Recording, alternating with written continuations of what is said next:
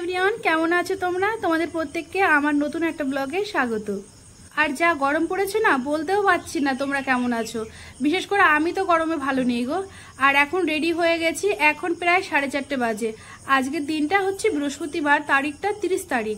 এই দিন আমার মেয়ের ডান্স ক্লাস থাকে। যারা ডেইলি ব্লগ দেখো তারা অবশ্য জানো তো আজকে আর ছুটতে ছুটতে স্টেশনে যেতে হবে না, আজকে তোমাদের দাদা নিয়ে যাবে।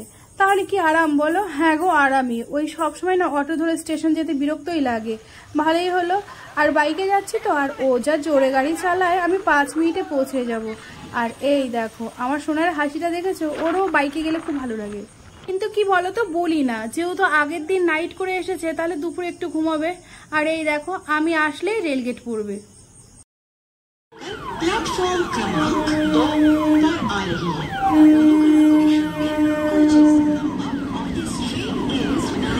गाड़ी की डब्बे की संख्या 9 ए गाड़ी का। মদনপুর স্টেশনটা পার করলেই সামনে একটু এগিয়ে গেলেই দাদাভাই ভবন, সেখানেই আমার কন্যা ডান্স করে। আজ এখনো ম্যাম আসেনি, এখন ঈশিতা করাচ্ছে। ইদানিং ওদের ক্লাসে ঈশিতায় ফ্রি হ্যান্ড এক্সারসাইজ গুলো করিয়ে দেয়। আর আমার মেয়ে তো দেখো গরমে একটু করে আবার বসে পড়েছে আমার পাশে। যাই হোক, শেষমেশ ক্লাস শেষ করে এখন বেরিয়ে পড়লাম। এখন সোজা কিন্তু বাড়ি যাব না, চলো কোথায় যাব সেটাও দেখাবো। আর আজকে জানো ওদের ডান্স ম্যাম আসেনি, মানে আসেনি বলতে পরে এসেছে, ওদের ক্লাস ছুটি হয়েছে। তারপরে উনি কোনো কারণে হয়তো কোথায় আটকে গেছিল। তারপরে ঢুকলাম কোথায়, এই দেখো।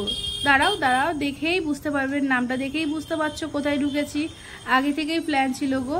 এর আগের দিনও ভেবেছিলাম, এর আগের দিনও অবশ্যই এসেছিলাম যেদিন, সেদিনও মেয়েকে কিনে দিয়েছিলাম। কিন্তু জানো তো, আমার কন্যা না আমার সাথে এসে না কেনাকাটা বলো, খাওয়া দাওয়া বলো, পুষায় না। ওর পাপা আসলে ওর খুব ভালো লাগে, যা ইচ্ছা তাই পেয়ে যায়। আর আমার কাছে এটা না ওটা না, তাই ওর সমস্যা। আর এই মন জিনিসটা আমাদের এখানে নতুন হয়েছে, এই কেক শপটা, আগে ছিল না। এই কেক শপটা হয়ে আমাদের খুব ভালো হয়েছে, বিশেষ করে তোমার দাদার। কি বলতো, আমার কর্তা আবার যেই লোকাল দোকানগুলো থাকে না, ওই দোকানের কেকগুলো ভালো খায় না। তার জন্য আমরা কি করতাম, আগে কল্যাণী যেতাম, কল্যাণী গিয়ে তারপরে কেক আনতাম। আর আমি ভাবছিলাম আমি কি খাবো, তারপরে আমার এই চিকেন কাটলেটটা খেতে ইচ্ছে করলো। আমি চিকেন কাটলেট নিয়েছে, যেহেতু আমি একটু ভাজাভাজি পছন্দ করি, আমি এটা নিয়েই বসলাম। না গো সরি, বসলাম না, দাঁড়ালাম। আর আমি যখন এসেছি অনেক আগেই নিতে পারতাম, কিন্তু জানো এখানে মাইক্রোওভেনটা আর ইলেকট্রিকের একটু প্রবলেম হয়েছিল, এই কারণে ওয়েট করতে হলো। আমার আবার এই ফেস্টি থেকে না একটু ফ্রাই টাইপের জিনিসটাই বেশি পছন্দ, স্পাইসি খাবারগুলোই ভালো লাগে আমার। হয়ে গেছে খাওয়া, এবার বেরিয়ে পড়লাম। আর তোমার দাদা তো গাড়িটা আনতে গেছে, আর আমি একটু দাঁড়িয়ে কি করবো, একটু ক্যামেরায়। এখন তো সোজা বাড়ি যাব, সামনে আমাদের কালীগঞ্জ বাজারে প্রোগ্রাম আছে, ওখানে ডেটটা কবে সেটা জেনে তারপর বাড়ি যাব। আর ওইদিকে দেখো আকাশটা মেঘলা মেঘলা, ঝড় বৃষ্টি হলে তো খুব ভালোই হয়, একটু শান্তি পাবে।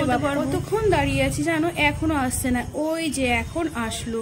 বাপরে বাপরে, ওরা বাপ মেয়ে একসাথে থাকলে কি যে আলোচনা করে আর ফুটফুট করে চলে, ওরাই জানে, জানো তো। আর আমি শুধু দাঁড়িয়ে থাকি দর্শকের মধ্যে। আর আমাকে বললো তোমার তো একটাই কাজ ক্যামেরা করা, তাহলে ক্যামেরাই করি আর সেই ভিডিওগুলো তোমাদের সাথে শেয়ার করি। তাহলে বন্ধুরা কমেন্ট করে জানিও কিন্তু আজকের ব্লগটা কেমন লাগলো। টাটা, বাই বাই, আবার দেখা হবে খুবই শীঘ্রই।